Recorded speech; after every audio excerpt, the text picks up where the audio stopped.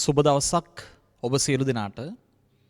ඔබ මේ එක්ව සිටින්නේ සිංහල කුමසාරු ටෙලිග්‍රෑම් පේපර් ක්ලාස් එක සමග. අපි අද දවසේදී ප්‍රථම වතාවට මේ වීඩියෝව හරහා ඔබේ කණ්ඩායමේ වැඩ කටයුතු මේ ආකාරයෙන් ආරම්භ කරනවා.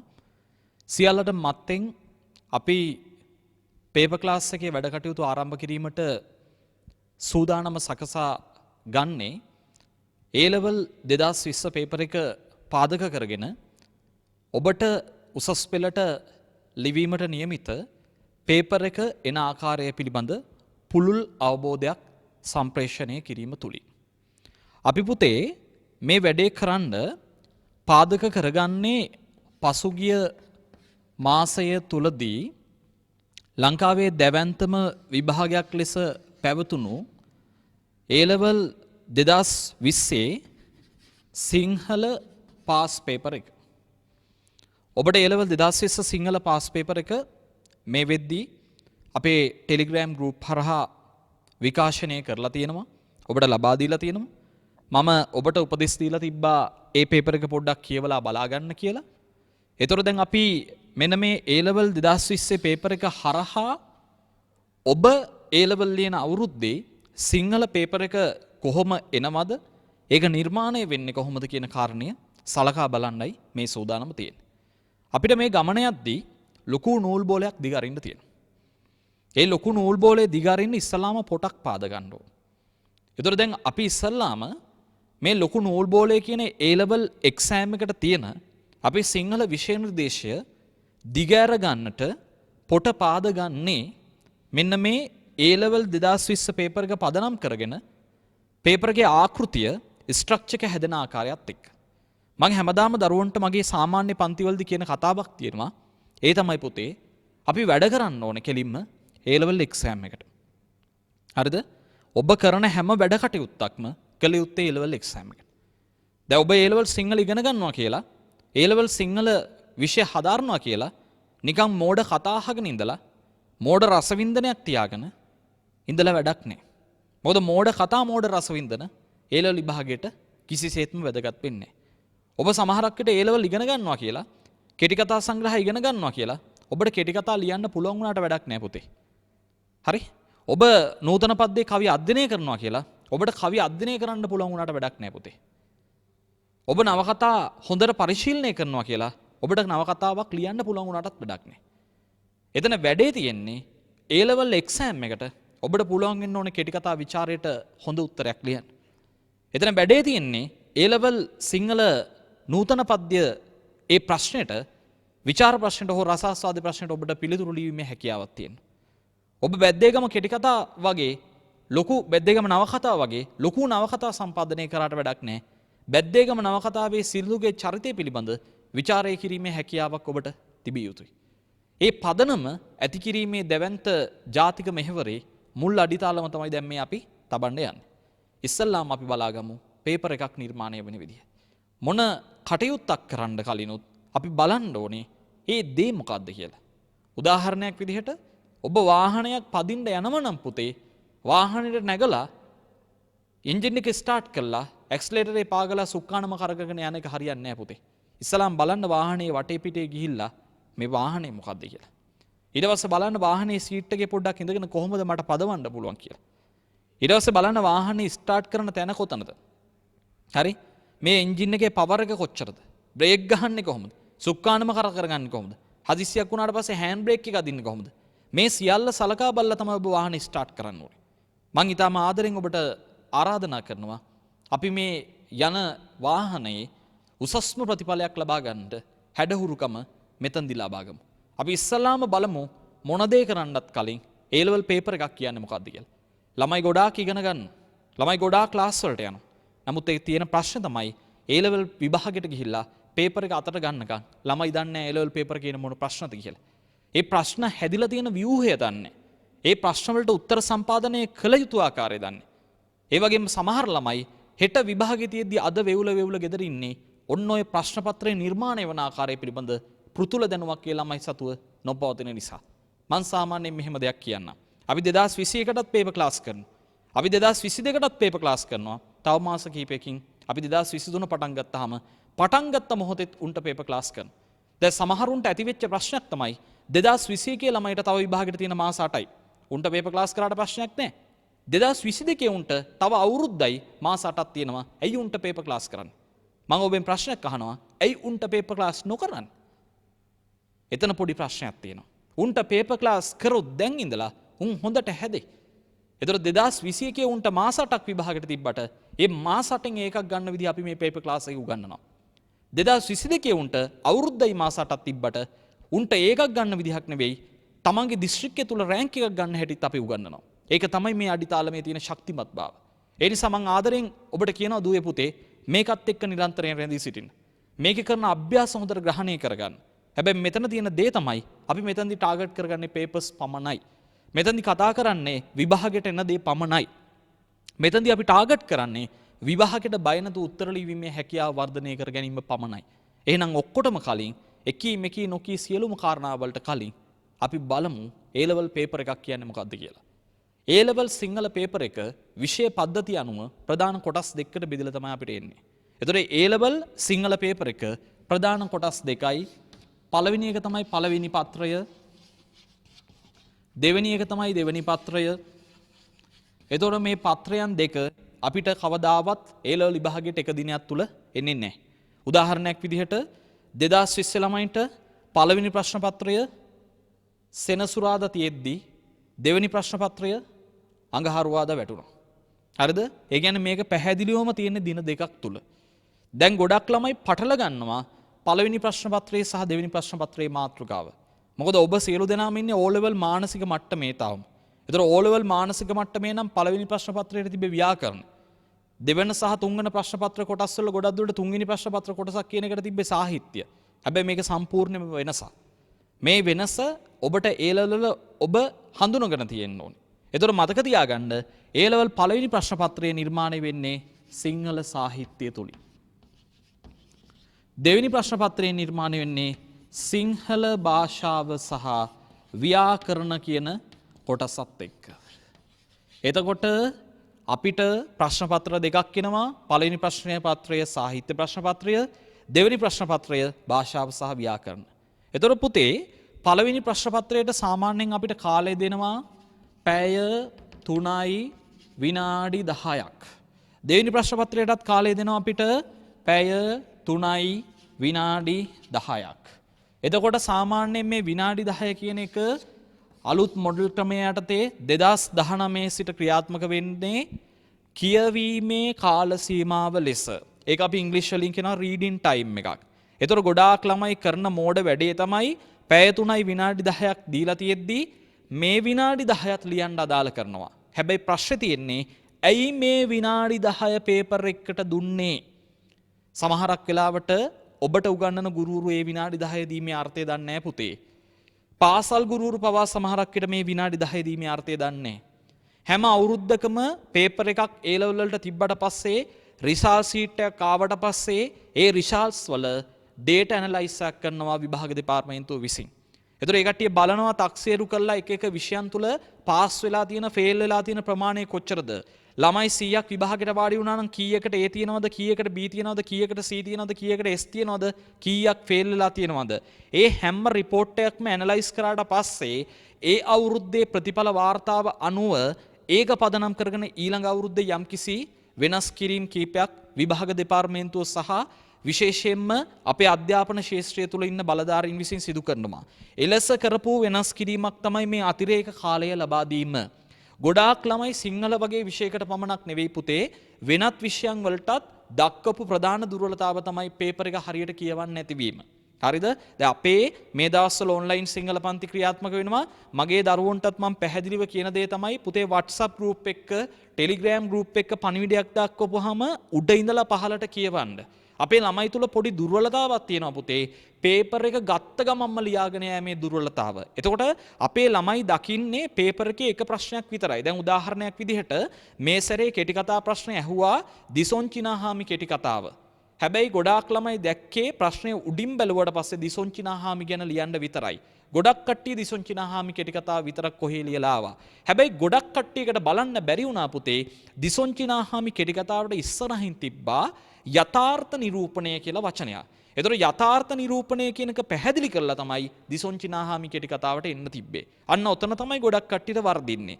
එතකොට ගොඩාක් ළමයි පේපර් එක දැක්ක ගමන්ම පේපර් එකට බය වෙලා නැත්නම් කලබල වෙලා විභාග මානසික බීතිකාවත් එක්ක මොකද කරන්නේ?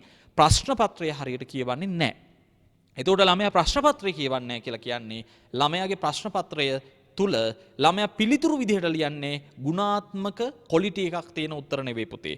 එහෙනම් මෙතන තියෙන ප්‍රශ්නේ තමයි ගුණාත්මක ක්වොලිටි එකක් නැති උත්තර එන නිසා ඒ උත්තර ගන්න තමයි මේ එක්ස්ට්‍රා ටයිම් එකේ විනාඩි 10 දුන්නේ.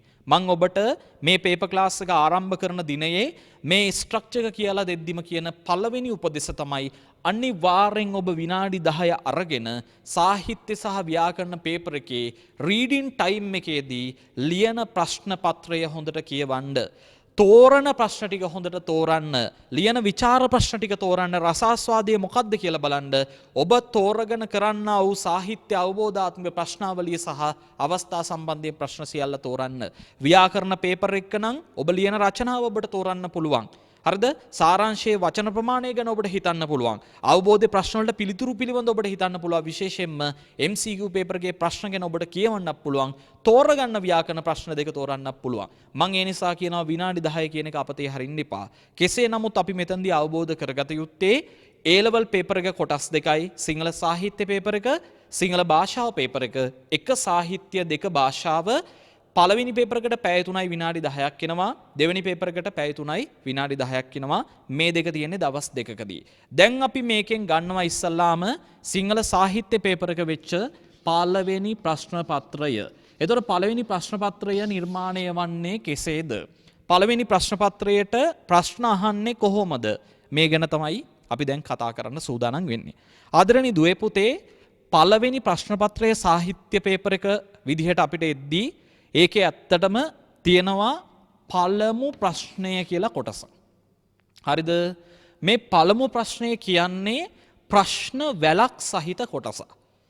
එතකොට මේක එකක් නෙවෙයි බහුවිධ ප්‍රශ්නමාලාවක් කේන්ද්‍රීය වෙච්ච ප්‍රශ්නයක්. ඒකට හේතුව තමයි මේ පළවෙනි ප්‍රශ්නය තුල පළවෙනි කාණ්ඩය යටතේ තියෙනවා ප්‍රශ්න වර්ගයක්. ගොඩක් ළමයි ඇත්තටම මේකට කියන නම පවා දන්නේ. නමුත් දැන් ඔබ දැනගන්න ඒකට අපි කියනවා මොකද්ද?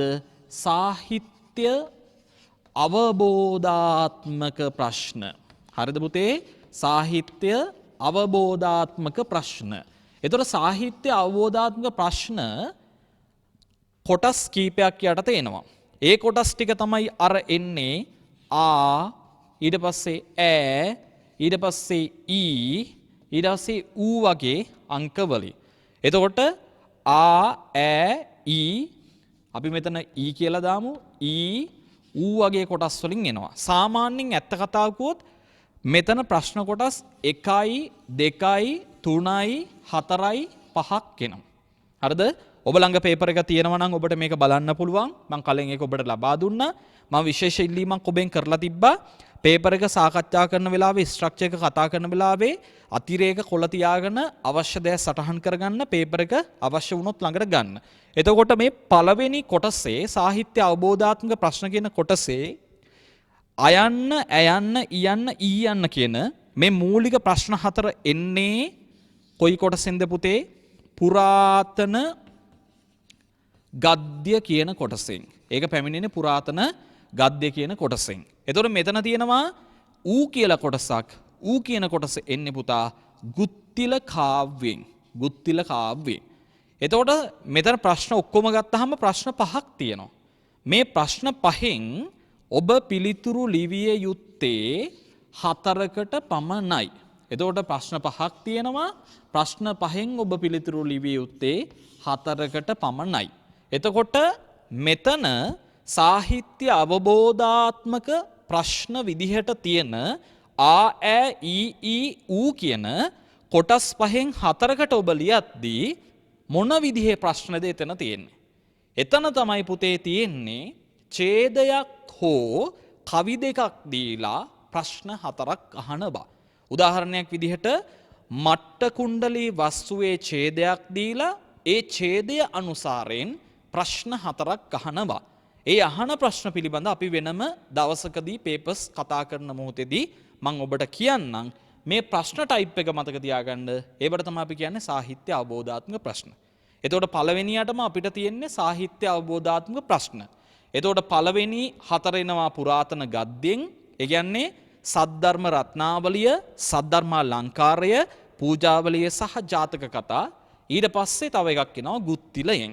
එතකොට පුතේ මේ ප්‍රශ්න 4යි මේකයි 5යි මේ පහෙන් ඔබ කැමති ප්‍රශ්න 4ක් තෝරගෙන ලියන්න ඕනේ. එතකොට මතක තියාගන්න ඕනේ පහෙන් එකක් අපිට අතාරින්න පුළුවන්. කැමති නම් සිසුවෙක්ට පුරාතන ගද්දෙන් 3යි ගුත්තිලයයි ලියන්න පුළුවන්. නැත්තම් ගුත්තිලය අයින් කරලා දාලා පුරාතන ගද්‍ය 4ම ලියන්නත් හැකියාව තියෙනවා. එතකොට මේක තමයි පළවෙනි ප්‍රශ්න මොඩල් එක, ස්ට්‍රක්චර් එක. දැන් දෙවෙනියට අපිට එනවා තව විශේෂිත කොටසක්. ඒ තමයි දෙවෙනි කාණ්ඩය එන්නේ මොකක් යටතේද? ඌ වගේ ප්‍රශ්නයක් යටතේ. දැන් ඉවර වුණේ උයන්න නම් ඊට පස්සේ මෙතන තියෙනවා ඌ වගේ ප්‍රශ්නයක්. හරිද? ඌ වගේ ප්‍රශ්න යටතේ ඊළඟට එන්නේ අපි ඒවට කියනවා අවස්ථා සම්බන්ධයෙන් ප්‍රශ්න. අවස්ථා සම්බන්ධයෙන් ප්‍රශ්න. එතකොට ඔබ පොඩි කාලයේ ඉඳලා අවස්ථා සම්බන්ධය ලියලා තියෙනවා. මම ඒක දන්නවා. හැබැයි ප්‍රශ්නේ තියෙන්නේ අපි දැන් මේ අවස්ථා සම්බන්ධය ලියන්නේ පොඩි කාලයේ වට නෙවෙයි A level වලට. එතකොට A level වලට අවස්ථා සම්බන්ධය ලියද්දී ලියන විදිහක් තියෙනවා. ඒ විදිහ අපි කියනවා scientific method එකක්. විද්‍යාත්මක තාක්ෂණීය ක්‍රමවේදයක් තියෙනවා. ඒවා අපි ඉස්සරහට පේපර් ක්ලාස් වලදී කතා කරනවා. දැනට පේපර් එක අඳුර ගන්න අපි කතා කරමු මේ අවස්ථා සම්බන්ධයෙන් ප්‍රශ්න ඔක්කොම කීයක් එනවද පුතේ? ඔක්කොම 7ක් එනවා. අවස්ථා සම්බන්ධයෙන් ප්‍රශ්න ඔක්කොම 7ක් එනවා. එතකොට මේ අවස්ථා සම්බන්ධයෙන් ප්‍රශ්නවලදී ඔබ 7ක් ආවොත් 7න් පිළිතුරු ලිවිය යුත්තේ මතක තියාගන්න 4කට පමණයි. හරිද? 4කට පමණයි. එතකොට ඔබ එතන පිළිතුරු ලිවිය යුත්තේ 4කට පමණයි. එතකොට අවස්ථා සම්බන්ධයෙන් ප්‍රශ්න 7ක් දෙනවා උද්දෘත පාඨ ඇතුලේ. ඔබ එකෙන් 4ක් තෝරගෙන ඔබ ලියන්න ඕනේ. දැන් එතකොට මෙතන අවස්ථා සම්බන්ධය එන්නේ මොකෙන්ද? මේක එන්නේ පුරාතන ගද්දේ කතා 4යි. අර මං කිව්ව සද්ධර්ම රත්නාවලිය, සද්ධර්ම අලංකාරය, ජාතක කතා පොත සහ පූජාවලිය මේ කියන කොටස් වලින් ප්‍රශ්න එනවා. මීට අමතරව කෙටි කතා සංග්‍රහයෙන් එනවා. මීට අමතරව නව කතාවෙන් එනවා. එතකොට සාහිත්‍ය විෂය කොටස් ප්‍රධාන ඔබ දන්නවා 6ක් තියෙනවා. මොනවද 6? පුරාතන ගද්‍ය, නූතන පද්‍ය, කෙටි කතා, නව කතා, නාට්‍ය, ගුත්තිල කාව්‍ය. එතකොට මේ කොටස් 6න් පුතේ දෙකක් අවස්ථා සම්බන්ධයෙන් ප්‍රශ්න වලට එන්නේ නැහැ. ඒ කියන්නේ කවි කියන ඒවා අවස්ථා සම්බන්ධයෙන් ඒවට එන්න බෑ. එහෙනම් ගුත්තිල කාව්‍ය මේකට එන්නෙත් නැහැ. නූතන පද්‍ය එන්නෙත් නැහැ. ගුත්තිල කාව්‍ය සහ නූතන පද්‍ය නැති අනිත් 4ම මේකට අවස්ථා සම්බන්ධයෙන් ප්‍රශ්න විදියට එනවා. මොනවද මේ ප්‍රශ්න එන 4? ආපෞසරයක් කියන් බලන්න මාත් එක්ක හැමෝම කට ඇරලා. ගුත්තිල කාව්‍යයි නූතන පද්‍යයි නැති කොටස් 4 මොනවද? 1 පුරාතන ගද්‍ය, 2 කෙටි කතා, 3 නව කතාව, 4 ප්‍රේමතෝ ජයතිස්සෝකෝ නාට්‍ය. හැබැයි ප්‍රශ්න 7ක් තිබ්බට ඔයා ලියන්න ඕනේ ප්‍රශ්න 4කට පමණයි. එතකොට දැන් පළවෙනි කාණ්ඩය යටතේ සාහිත්‍ය අවබෝධාත්මක ප්‍රශ්න ආවා. දෙවෙනි කාණ්ඩය යටතේ අවස්ථා සම්බන්ධ ප්‍රශ්න ආවා. දැන් එතකොට තුන්වෙනි කාණ්ඩය යටතේ අපිට ඊළඟට එන ප්‍රශ්නේ තමයි අනිවාර්ය ප්‍රශ්නයක් විදිහට එනවා රසාස්වාදය. එතකොට රසාස්වාදය කියන ඒවා එන්නේ එකයි ලියන්න තියෙන්නෙත් අපිට එකයි. එතකොට මේ රසාස්වාදය කියන එක කෙලින්ම එන්නේ පුතේ නූතන පද්‍ය සංග්‍රහයෙන් පමණයි. හරිද? නූතන පද්‍ය සංග්‍රහයේ ඔබ දන්නවා පද්‍ය පන්ති කීයක් තියෙනවද ළමයි? අපේ දරුවෝ දන්නවා කියන්න බලන්න කට ඇරලා පද්‍ය පන්ති 25ක් තියෙනවා. ඒ 25න් රසාස්වාදය එනවා. 2019 අවුරුද්දේ රැපියල් තෙන්නකෝන්ගේ කුකුළු හැවිල්ලා ආවා. 2020 අවුරුද්දේ මේ අත්‍යාසන අවුරුද්දේ කුමාරරත්න කවියාගේ විමලරත්න කුමාරගම කවියාගේ වන්නිය හැන්දෑ පද්‍ය පන්ති ආවා. තව 23ක් ඔබට එන්න තියෙනවා. ඒ 23න් ඔබ ලියන අවුරුද්දේ මොකක් වෙයිද කියලා දන්නේ නැහැ. හැබැයි මම එක උපදේශක් කියන්නම් ඔබට. ඔබ ඒ 23ම නෙවෙයි 25ම ඉගෙනගෙන 25ටම රසාස්වාද ලියලා යන්න ඕනේ. අපේ A level 2020 ලියපු මහනුවර නම්බසිරු ආයතනයේ දරුවෝ කුරුණෑගල පෙන්සිල් ඔපෙරා ආයතන දරුවෝ සහ මාතලේ සිප්මින් ආයතන දරුවෝ සියලුම දෙනා ගිය අවුරුද්දේ රසාස්වාද 25ම ඉගෙනගෙන 25ටම රසාස්වාද පන්තියේ ලියලා ගියේ. එතකොට රසාස්වාදය කියලා කියන්නේත් අනිවාර්ය ප්‍රශ්නයක්. දැන් ඔබට තේරෙනවා ඇති මේ ප්‍රශ්න කාණ්ඩ තුනම අපි කතා කරේ පළවෙනි ප්‍රශ්නය යටතේ. ඒකයි මම මේකට කිව්වේ බහුවිධ ප්‍රශ්න කේන්ද්‍රීයගත වෙච්ච ප්‍රශ්නය තමයි ඔය අපි කතා කරන්න වූ පළවෙනි ප්‍රශ්නය. පළවෙනි ප්‍රශ්නය අනිවාර්ය ප්‍රශ්නයක්. ඔබ අනිවාර්යෙන් මේ ප්‍රශ්නේ මේ තියෙන කොටස් තුනට පිළිතුරු ලිවිය යුතුයි. ඔන්න මම කොටස් තුන ආපහු කියනවා. පළවෙනියට තියෙනවා සාහිත්‍ය අවබෝධාත්මක ප්‍රශ්න වලට උත්තර ලියන්න. ඒතර ප්‍රශ්න ඔක්කොම පහක් තියෙනවා. පහෙන් ඔබ ලියන්න ඕන 4කට පමණයි. දෙවෙනියට තියෙන අවස්ථා සම්බන්ධයෙන් ප්‍රශ්න වලට උත්තර ලියන්න. එතකොට අවස්ථා සම්බන්ධයෙන් කොටස් 7ක් එනවා. 7න් ඔයාලා ලියන්න ඕනේ 4කට පමණයි. තුන්වෙනි කොටස විදියට ගත්තොත් එනවා රසාස්වාදයක් ලියන්න. ඒකට එනවා රසාස්වාදයේ නූතන පද්‍ය සංග්‍රහයෙන් එක රසාස්වාදයක් ලියන්න එනවා. දැන් පුතේ පළවෙනි ප්‍රශ්න ඉවරයිනේ. අපි දැන් බලන්න ඕන සලකා බලන්න ඕන මේ පළවෙනි ප්‍රශ්නෙට ලකුණු කීයක් හම්බ වෙනවද කියලා. එහෙනම් බලන්න මේ පැත්ත පළවෙනි ප්‍රශ්නේ සාහිත්‍ය අවබෝධාත්මක ප්‍රශ්න 5න් 4ක් ලියනවනේ. එතකොට එතන ලකුණු හම්බෙන්නේ එක ප්‍රශ්නයක ප්‍රශ්න 4ක් තියෙනවා. ලකුණු ඒ නිසා 4ක් හම්බෙනවා. 4 ලකුණු එතන හම්බෙනවා කීයක්ද? 16ක ප්‍රමාණයක්. එතකොට දෙවෙනි කොටස ගත්තොත් අවස්ථා සම්බන්ධයෙන් ප්‍රශ්න 4ක් අපිට ලියන්න තියෙනවා. එතකොට සාමාන්‍යයෙන් එතන එක ප්‍රශ්නයකට ලකුණු 3ක් හම්බෙනවා. එතකොට ලකුණු 3ේව ප්‍රශ්න 4ක් තියෙන නිසා 3 අරක් 4 ගත්තොත් ලකුණු කීයද පුතේ?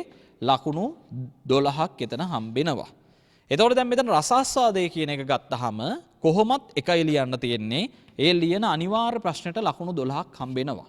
එතකොට නිකන් අපි එකතු කරලා බැලුවොත් ලකුණු ප්‍රමාණය මෙතන 16යි 16යි 12යි කියලා කියන්නේ කීයද? 28යි 28යි 12යි කියලා කියන්නේ කීයද? 40යි. එතකොට මතක තියාගන්න පළවෙනි ප්‍රශ්නෙට විතරක් ලකුණු 40ක් හම්බෙනවා. සරලව ගත්තොත් 3න් එකක ලකුණු ප්‍රමාණයක් මෙතන තියෙන සම්භාවිතාවක් තමයි තියෙන්නේ. එතකොට මේ පළවෙනි ප්‍රශ්නය. එතකොට පළවෙනි ප්‍රශ්නේ යම් කිසි කෙනෙක්ට ලියන්න බෑ කියලා කියන්නේ මතක තියාගන්න ලකුණු 40ක් නැති වෙනවා. ඊළඟට අපි ගත්තොත් අපිට ඊළඟට එන ප්‍රශ්න මොනවද එන්නේ? අපිට දැන් දෙවෙනි ප්‍රශ්නේ ඉඳලා එන කොටස් ටික බලමු අපි. අපිට සාමාන්‍යයෙන් දෙවෙනි ප්‍රශ්නේ ඉඳලා හරිද එන්නේ විචාර ප්‍රශ්න. එතකොට දෙකේ ඉඳලා අපි ගත්තොත් 8 වෙනි ප්‍රශ්නේ දක්වා. හරිද? 2 3 4 5 6 7 8. මෙන්න මේ කොටස් වල එන ප්‍රශ්නාවලිය තුලින් අපිට ලියන්න තියෙනවා විචාර ප්‍රශ්න 4කට උත්තර. හරිද?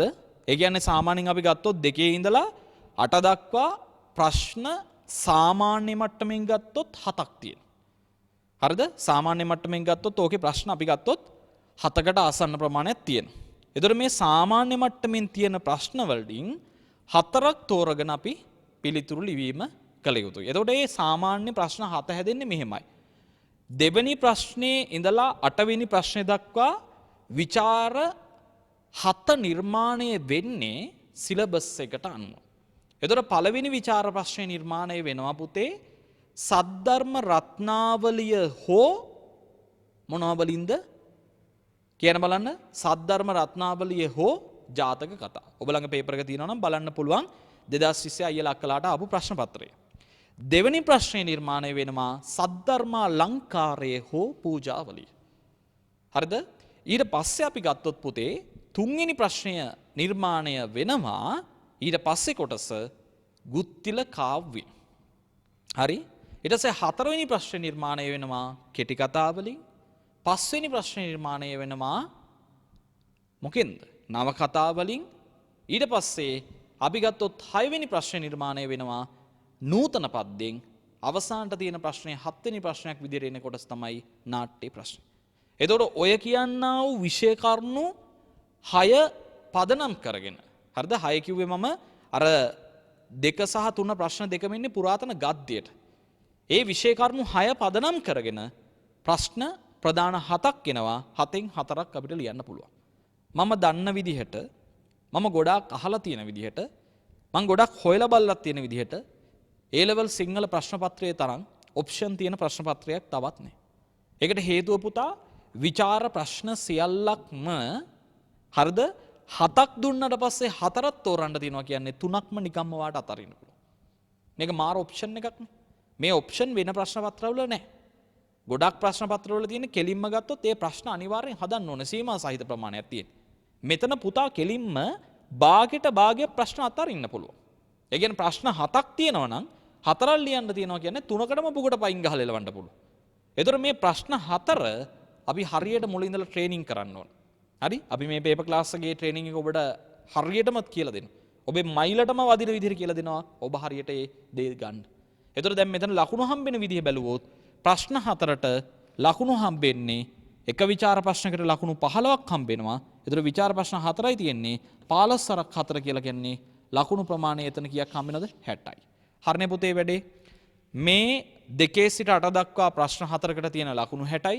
පළවෙනි ප්‍රශ්නේ තියෙන ලකුණු 40යි. මේ දෙකම එකතු කරාට පස්සේ 60යි 40යි කියන්නේ ලකුණු 100යි.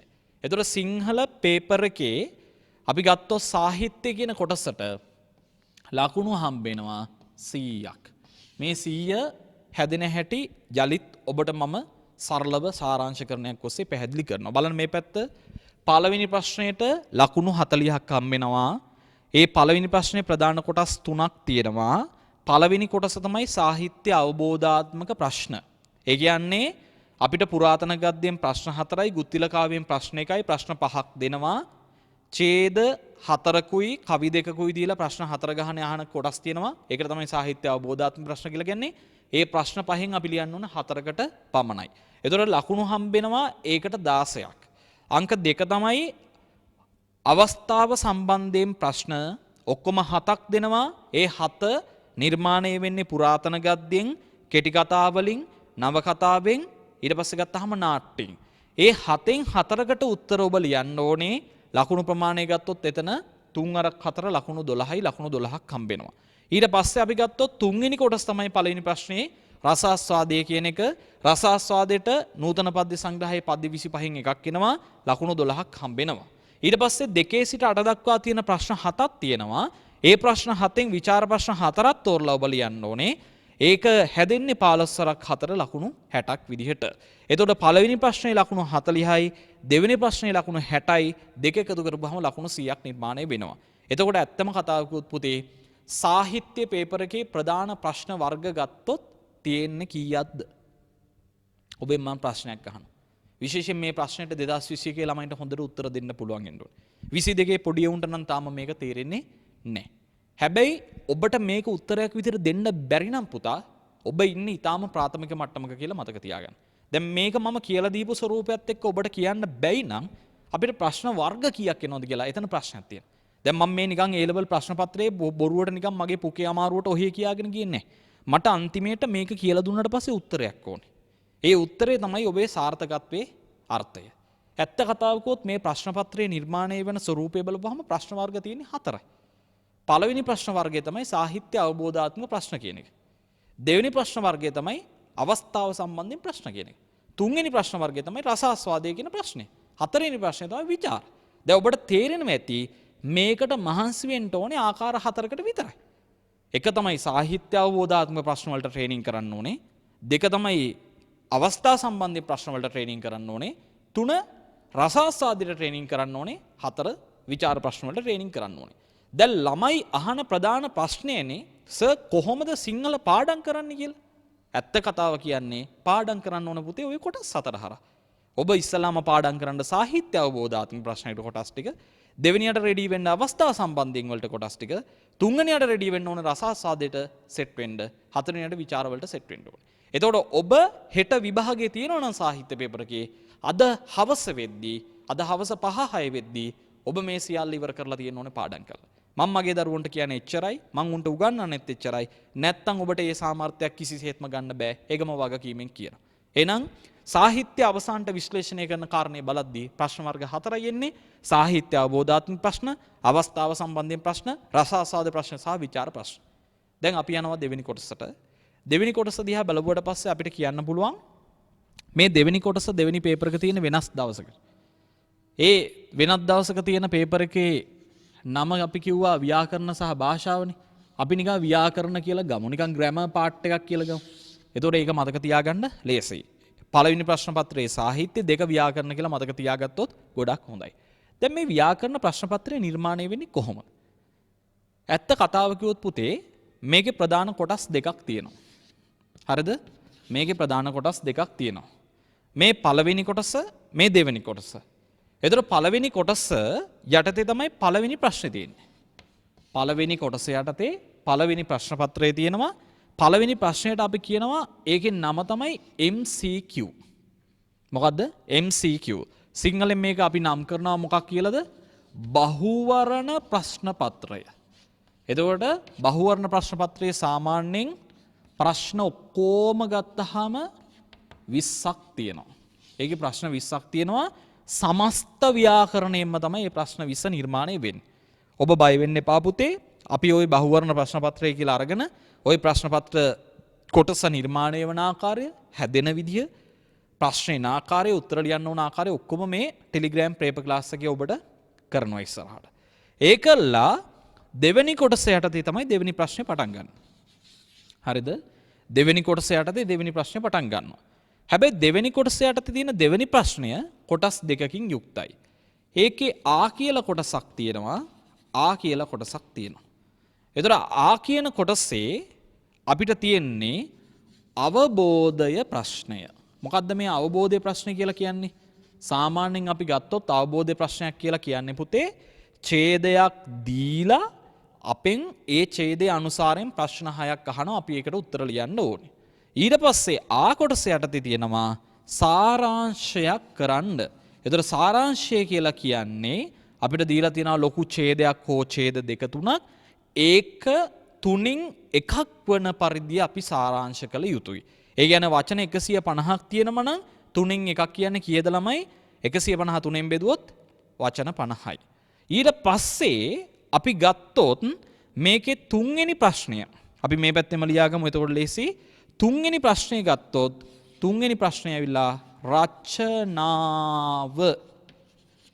තුන්වෙනි ප්‍රශ්නේ රචනාව.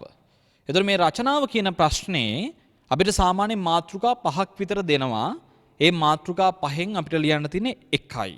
එතකොට දෙනවා මාතෘකා 5ක්, 5න් අපි ලියන්න ඕනේ 1යි. එතකොට අපි ගත්තාම මෙතන තියෙනවානේ ප්‍රධාන කොටස් තුනක්. MCQ බහුවර්ණ ප්‍රශ්න පත්‍රය, අවස්ථා අවබෝධ ප්‍රශ්න පත්‍රය, අවබෝධයේ ප්‍රශ්නය, සාරාංශ ප්‍රශ්නය සහ රචනාව. මෙන්න මේ කොටස් තුනම අනිවාර්ය ප්‍රශ්න. තේරෙනවද?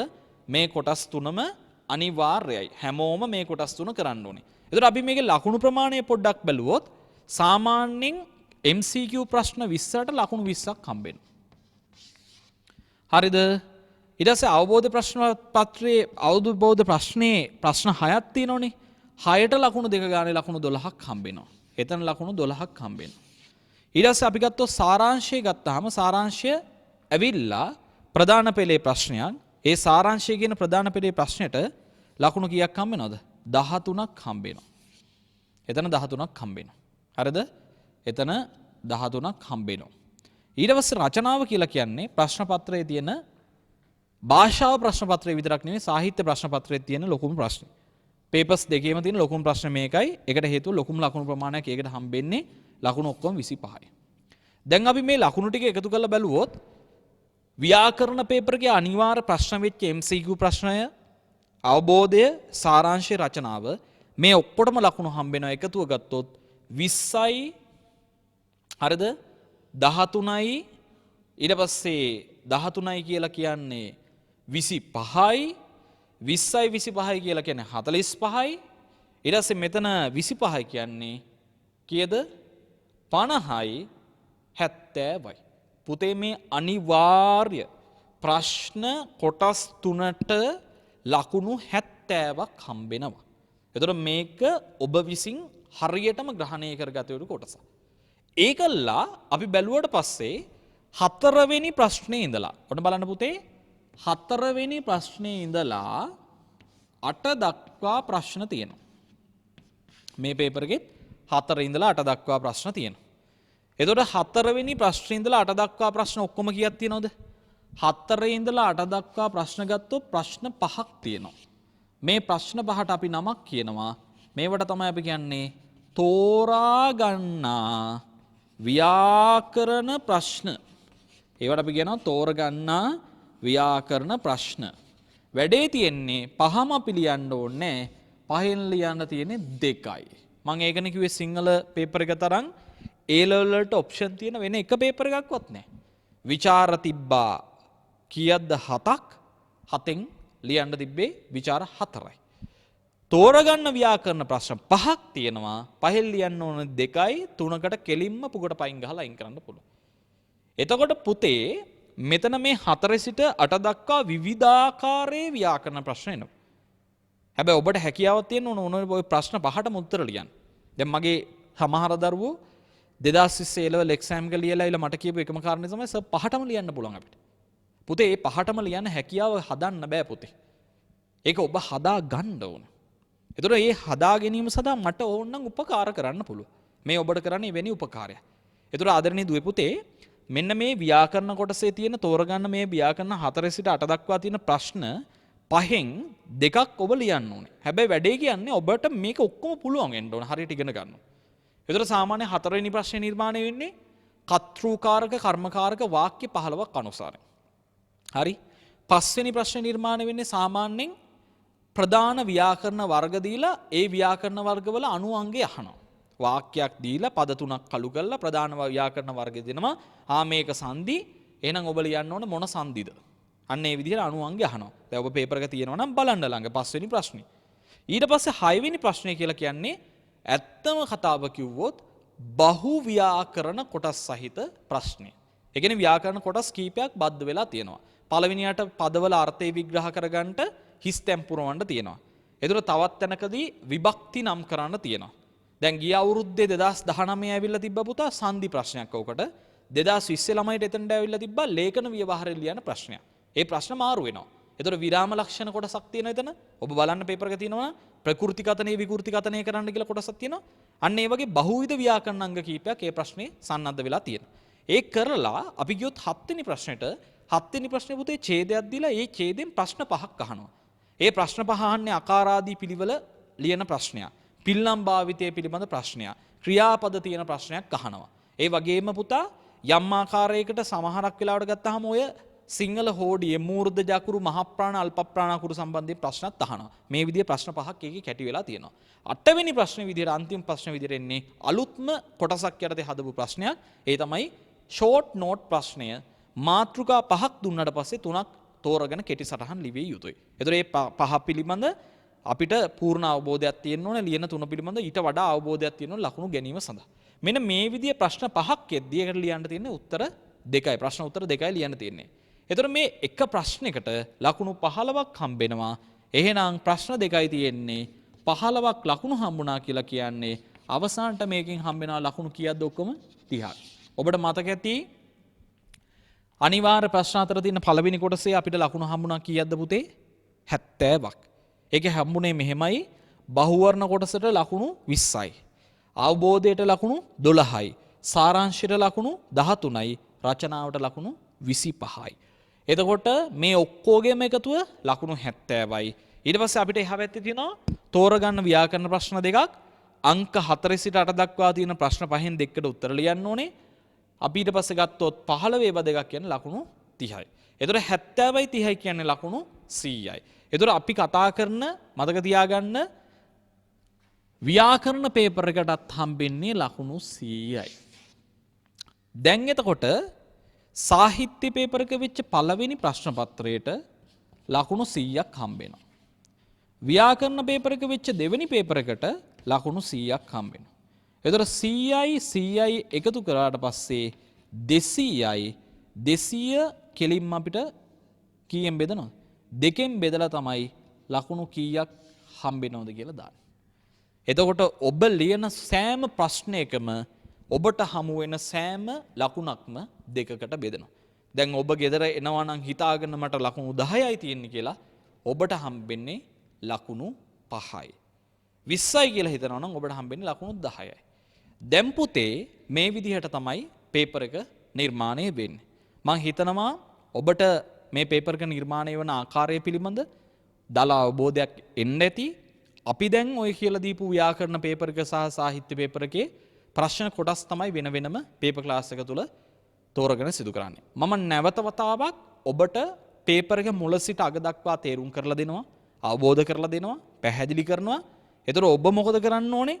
ඔබ දැන් ඔබ ළඟ තියෙනවා නම් අර අපි 2020 ළමයිගේ පේපර් එක ටෙලිග්‍රෑම් ගෲප් එකට දාපු පේපර් එක ඒක ඔබ අතට ගන්න. අතට අරගෙන මේක හොඳට විචක්ෂණශීලී බුද්ධියෙන් ධාරණය කරගන්න. එක දෙයක් ඔබට කියනවා මේ දේවත් දන්නේ නැතුව පුතේ විභාගයට නම් යන්න හදන්න එපා. ගොඩාක් ළමයි විභාගයට යන්නේ විභාගයේදී තමන්ගේ පේපර් එක දකින්නම් කියලා බලාපොරොත්තු වෙයි. එහෙම දකින්න බෑ. විභාගයට කලින් පේපර් එක බලාගෙන යන්න ඕනේ. ඒ වගේම ඔබට ආදරෙන් මතක් කරනවා පේපර් එකට එන ප්‍රශ්නත් බලාගෙන යන්න ඕනේ. ගුරුවරයාට හැකියාව තියෙන්න ඕනේ මේ ප්‍රශ්න ඔබට කල්තියක් කියන්න. ඔන්න අපි නැවත වතාවක් මේක සාරාංශ කරලා අපේ පළවෙනි ටෙස්ට් එක පළවෙනි දේශනය මේ ආකාරයට අවසන් කරනවා. අවසන් කරන්න කලින් එකපාරක් බලා ගන්න කරපු සියල්ල නැවත වතාවක් අපි ප්‍රකාශ කරනවා. අද දිනේදී අපි ටෙලිග්‍රෑම් පේපර් ක්ලාස් එකකින් සාකච්ඡා කිරීමට පාදක කරගත්තේ A level 2020 පේපර් එක අනුසාරයෙන් පේපර් එක නැත්නම් අපේ උසස් පෙළ විභාගයේ ප්‍රශ්න පත්‍රය නිර්මාණය වන ආකාරය. එතනදී මම කිව්වා පුතේ අපිට ප්‍රධාන කොටස් දෙකක් යටතේ උසස් පෙළ අපේ ප්‍රශ්න පත්‍රයේ සිංහල විෂයට අදාළව පැමිණෙනවා. පළවෙනි ප්‍රශ්න පත්‍රයට අපි කියනවා සාහිත්‍ය ප්‍රශ්නය කියලා, පත්‍රය කියලා. දෙවෙනි එකට කියනවා භාෂාව සහ ව්‍යාකරණ ප්‍රශ්න පත්‍රය කියලා. සාහිත්‍ය ප්‍රශ්න පත්‍රයට පැය 3යි විනාඩි 10ක් ළමයිට හිමිනවා. භාෂාව සහ ව්‍යාකරණයට පැය 3යි විනාඩි 10ක් හිමිනවා. ඔබ දන්නවා විනාඩි 10 මොකද කරන්න ඕනේ කියලා? පුක කැඩිච්ච කඩියා වගේ ලියනවද? හොඳට රීඩින් ටයිම් එකේ පේපර් එක කියවලා හරියට ලියනවද කියලා ඔබ තීරණය කරගන්න. අපි ඊට පස්සේ ගියා පළවෙනි ප්‍රශ්න පත්‍රය ගැන කතා කරන්න. පළවෙනි ප්‍රශ්න පත්‍රයේ විදිහට අපි කතා කරේ මොන කොටසද? සාහිත්‍ය ප්‍රශ්න පත්‍රයේ කොටස. එතකොට සාහිත්‍ය ප්‍රශ්න පත්‍රයේ ප්‍රශ්න නිර්මාණය වන ආකාර කතා කරා. පළවෙනි ප්‍රශ්නය කියන එක සාහිත්‍ය ප්‍රශ්න පත්‍රය අනිවාර්යයි. ඒකේ පළවෙනි කොටසේ ඉඳලා තුන්වෙනි කොටස දක්වා කොටස් 3ක් තියෙනවා. 1 2 3 ඇතුළත් මේ පළවෙනි කොටසට විතරක් සම්පූර්ණයෙන් අපි කිව්වා ලකුණු කීයක් හම්බෙනවද? ලකුණු 40ක් හම්බෙනවා කියලා අපි කිව්වා. 100 ලකුණු 40ක් හම්බෙනවා. එතකොට ඒකේ පළවෙනි කොටස නිර්මාණය වෙලා තියෙන්නේ සාහිත්‍ය අවබෝධාත්මක ප්‍රශ්න කියන කොටසේ. එතකොට ඒකේ මෙන්න මේ වගේ ප්‍රශ්න කොටස් එනවා. පුරාතන ගද්දෙන් 4යි, ගුත්තිලෙන් 1යි, ඔක්කොම ප්‍රශ්න 5ක් එනවා. පහෙන් අපි ලියන්න ඕන 4යි. එකට ලකුණු 4ක් හම්බෙනවා. 4 ඒකේ ලකුණු 16ක් හම්බෙනවා. ඊට පස්සේ අපි කතා කරා අවස්ථාව සම්බන්ධයෙන් ප්‍රශ්න කියන කොටස. අවස්ථා සම්බන්ධයෙන් ප්‍රශ්න කියන කොටස එන්නේ පුරාතන ගද්‍ය, කෙටි කතා, ඊට පස්සේ ගත්තාම නවකතාව සහ නාට්‍ය. මේකෙන් ප්‍රශ්න 7ක් ආවට පස්සේ 4ක් පමණයි අපේ දරුවෝ තෝරගෙන ලියන්න ඕනේ. ඒතකොට මේ 4ට ලකුණු 3 ගන්න ලකුණු 12ක් හම්බෙනවා. ඊට පස්සේ අපි ගත්තොත් සාහිත්‍ය රසාස්වාදය කියන ප්‍රශ්නේ ඉන්නේ නූතන පද්‍යයෙන්. ඒකට ලකුණු 12ක් හම්බෙනවා. ඒ ප්‍රශ්න පත්‍රෙත් අපි ඒ ප්‍රශ්නේ ලියන්න ඕන හොඳට. ඊට පස්සේ විචාර ප්‍රශ්න තමයි ඊළඟට අපිට තියෙන්නේ. 2 සිට 8 දක්වා විචාර ප්‍රශ්න 7ක් තියෙනවා. 7න් අපි 4ක් තෝරගෙන ලියන්න ඕනේ. එක විචාර ප්‍රශ්නක ලකුණු 15ක් හම්බෙනවා. 15ක් 4 අපි ගත්තාම ලකුණු 60ක් හම්බෙනවා. ඒතර අර 40යි මේ 60යි එකතු වුණාට පස්සේ සාහිත්‍ය පේපර් එකට ලකුණු 100 ගන්න පුළුවන් ඔබට. අපි ගත්තොත් දෙවෙනි කොටස අපේ දෙවෙනි ප්‍රශ්න පත්‍ර කාණ්ඩය නිර්මාණය වෙලා තියෙන ව්‍යාකරණ පේපර් එකත් එක්ක සාහිත්‍ය පේපර් එක පැවැත්වෙන දිනේ නෙවෙයි ව්‍යාකරණ පේපර් එක තියෙන්නේ වෙනම දිනයක. ව්‍යාකරණ පේපර් එකේ ප්‍රධාන ප්‍රශ්න කොටස් දෙකක් යට තියෙනවා. පළවෙනි කොටසේ තියෙන පළවෙනි ප්‍රශ්නය MCQ බහුවර්ණ ප්‍රශ්න. විශේෂයෙන්ම බහුවර්ණ ව්‍යාකරණ ප්‍රශ්න 20ක් තියෙනවා. ඒ 20ට ලකුණු 20ක් හම්බ වෙනවා. ඊට පස්සේ ගත්තාම දෙවෙනි ප්‍රශ්නේ කොටස් දෙකයි. ආ කියන කොටස යටතේ අවබෝධයක් එනවා. ඡේදයක් දීලා ප්‍රශ්න 6ක් අහනවා. ලකුණු 1ට 12ක් හම්බ වෙනවා. දෙවෙනි කොටසේ සාරාංශයක් එනවා. ඡේදයක් හෝ ඡේද කීපයක් දීලා ඒක තුනෙන් එකක් වන පරිදි කෙටි කරලා ලියන්න කියනවා. ඒකට ලකුණු සම්පූර්ණ ප්‍රමාණය 13ක් හම්බ වෙනවා. ඊට පස්සේ ඔබ ගත්තොත් තුන්වෙනි ප්‍රශ්නේ තමයි පේපර්ස් දෙකේම වැඩිම ලකුණු ප්‍රමාණයක් හෙවත් ලකුණු 25ක් දෙන ප්‍රශ්නය. ඒක අපි නම් කරන රචනාව කියලා. කාලීන වැදගත් මාතෘකා 5ක් ඔබට ලබා දෙනවා. 5න් එකක් ඔබ ලියන්න ඕනේ. හරිද? රචනා ගැන එහෙම ඔබ බය වෙන්න එපා. පේපර් ක්ලාස් එකේ ආයේ සුපිරියටම ඔබට රචනාව අපි කරනවා ටෙලිග්‍රෑම් ගෲප් එක ඔස්සේ. ඊළඟට අපි ගත්තොත් 4 සිට 8 දක්වා තෝරගන්න ව්‍යාකරණ ප්‍රශ්න 5ක් තියෙන්නේ. 5න් දෙකක් අපේ දරුවෝ ප්‍රශ්න වලට උත්තර ලියන්න ඕනේ. එකට ලකුණු 15 ගාන හම්බ වෙනවා. 15 වරක් දෙක ගත්තාම 30යි. එතකොට අර කලින් ලකුණු 70ට මේ 30 එකතු වුණාට පස්සේ 100යි. අවසානට අපි කිව්වේ සිංහල විෂයේ පළවෙනි කොටසට සාහිත්‍ය පේපර් එකට ලකුණු 100ක් හම්බෙනවා. ව්‍යාකරණ පේපර් එකට ලකුණු 100ක් හම්බෙනවා. 100යි 200යි. ඒක දෙකෙන් බෙදලා තමයි ලකුණු ගන්නේ. එතකොට මේ ලකුණු ප්‍රමාණය ඔබ ගත යුත්තේ කීයක්ද? එකක් කියන්නම්. ඒ ලකුණු ප්‍රමාණය අපි ඒකක් ගන්න වැඩ කළ යුතුයි. එතකොට අපි මේ ඒකක් ගන්න මේ පේපර් දෙක හඳුනාගෙන වැඩ කිරීමේ පළවෙනි අදියර තමයි මේ විදිහට තිබ්බේ. තව ලොකු ගමනක් අපිට යන්න තියෙනවා. ඔබට එකක් කියන්නම්. අපි මේ ඔන්ලයින් ටෙලිග්‍රෑම් පේපර් ක්ලාස් එක ලංකාවටම දියත් වන පරිදි ෆ්‍රී කරන්නේ. ඔබ දන්න අඳුරන හැම යාළුවෙක්ටම ලින්ක් එක ෂෙයා කරලා මේකට එකතු කරන්න. ඒ වගේම හැමදාම මේකත් එක්ක බැඳිලා ඉන්න. ඔබ වෙන පන්තියකට ගියත්, ඔබ වෙන නගරයක හිටියත්, මගේ පන්තිය ආවත් නැතත්, ඔබ කොහේ හිටියත් මේ පේපර් ක්ලාස් එක හරහා ඒකක් ගන්න හැටි ඔබට දැනගන්න පුළුවන්. අවිවාදයක් නොමැතිව ඔබට පැහැදිලිව ප්‍රකාශ කරනවා ඔබ හරියට ඔබේ වැඩේ කරනවා නම් ඒකක් ගන්න මම කියන පාර දිගේ ඔබට යන්නට හැකියාව තියෙනවා. ඒ වගේම අවසානට මෙහෙම දෙයක් කියන්නම් පුතේ. ඇයි මම මේ විදිහට ටෙලිග්‍රෑම් පේපර් ක්ලාස් එකක් පටන් ගත්තේ? මම ඒක ටෙලිග්‍රෑම් එකේ පැහැදිලිව ළමයින්ට දක්වලා තිබ්බා. හරිද? දැන් මම දැක්ක පුතේ A level 2020 ළමයි විභාගෙ ලියලා ආවට පස්සේ මගේ දරුවෝ ගොඩාක් සතුටින් මට කතා කරා. සාමාන්‍යයෙන් මගේ ළමයි ලිව්වනම් විභාගේ 99%ක්ම සාර්ථකව ලියලා තිබ්බා. එකෙක් දෙන්නට වැරදුනේ මගේ දුර්වලතාවක් නිසා නෙවෙයි, උන් පේපර් එක ලියද්දි කලබල වෙලා ඇතැම් ගැටලු තිබ්බ නිසා. නමුත් මං හිතන්නේ එහෙම ප්‍රමාණයක්වත් ඉන්නවද කියලා. සමහර ළමයි ඇවිල්ලා කියුව එකම දේ තමයි සර් මං ආයේ A level කරනවා, විශේෂම හේතුව තමයි සිංහල විතරයි හොඳට ලිව්වා, අනිත් සබ්ජෙක්ට් දෙක අවුල් ගියා. 2020 ළමයිට පේපර් එක අමාරු වුණා පුතේ. ඒක තමයි ඇත්ත කතාව. නමුත් වැඩේ කියන්නේ පේපර් එක අමාරු වන තරමට අපිත් ඒක අමාරුයි කියලා කයිවාරු ගහන්න හැදුව පුතේ අපේ විෂයට යන අතක් නැති වෙනවා. හරිද? අපි මේ සිංහල විෂය බේර ගන්න ඕන. හරි? මම සිංහල ටියුෂන් පන්ති කරන ගුරුවරයෙක්.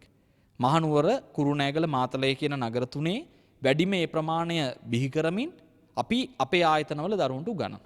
ප්‍රශ්නේ තියෙන්නේ දැන් A level 2020 ළමයන්ට වෙච්ච වැඩේ 21 උන්ටත් වෙලා 22 උන්ටත් වෙලා 23 උන්ටත් වෙලා සිංහල විෂයට රිසාස් අඩු වෙලා ගියොත් පුතේ තව ටික කාලයක් යද්දී අපට A level වලට සිංහල උගන්වන්න ළමයි නැති වෙනවා පුතේ. ඒක තමයි මේකේ ඇත්ත කතාව. ඒතර ඔබගේ විශේෂිත මේ ප්‍රශ්න පත්‍ර පන්තිය පටන් ගැනීමේ මූලිකම අරමුණ අන්නේ කාරණේ. හරිද? මොකද මට ළමයින්ට මගේ ක්ලාස් එකේ ළමයින්ට ඒ ගන්න උගන්වන්න පුළුවන්. මට පිට ක්ලාස් වල ළමයින්ට ඒ ගන්න උගන්වන්න හැකියාවක් මීට පෙර තිබෙන්නේ නැහැ. මොකද සමහර දරුවෝ විවිධ හේතුන් මත සමහර ක්ලාස් වලට ගියා. මගේ නගරෙම ඉන්න දරුවෝ පස්සේ මගේ ළඟට එව්වා. හරිද? පස්සේ මගේ ළඟට සමහරු එවද්දි සමහරු එද්දි ඒ ළමයා මහන්සි විය යුතු කාලේ ගිහිල්ලා ඉවරයි. ඒතකොට ඒ ගන්න තියෙන එක අන්තිමේට 100 එකක් තමයි ගන්න.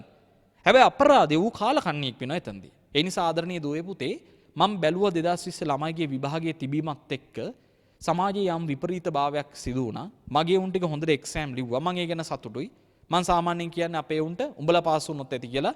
නමුත් ප්‍රධාන වශයෙන් සිංහල විෂය තුල අසමත් වීම වැඩි වෙද්දී ආයේ A level වලට එන ළමෙක් සිංහල විෂය තෝරන්නේ නැහැ. ඊට පස්සේ මේකේ ඉසෙට් කෝ එකටත් යම් හානියක් සිදු වෙනවා. ඒතර ඇත්තම කතාවකුත් අපිට වුණත් A level උගන්නලා සිංහල විෂය දැනුම බෙදා දෙන්න අපිට තරඟ කාලී වෙනද පොළක් තියෙන්න ඕනේ. ඒකට ළමයි ඉන්න ඕනේ. ඒ නිසා ඔබේ වගකීමක් තියෙනවා. බය නැතුව සිංහල ඉගෙන ගන්න. ඒක මම කියලා දෙන්න. ඒකක් ගන්න හැටිම කියලා දෙන්නම්. හැබැයි පුතේ උඹ රිසල්ට් එකක් අරගෙන අනිවාර්යෙන් අංගිලා මල්ලාට කියන්න ඕනේ බය නැතුව සිංහල කරන්න. ඒක ලෝ ෆැකල්ටි යන්න, ආර්ට් ෆැකල්ටි යන්න, හොඳම කෝසස් වලට යන්න හේතු වෙන විෂයක් කියලා කියන්න ඕනේ.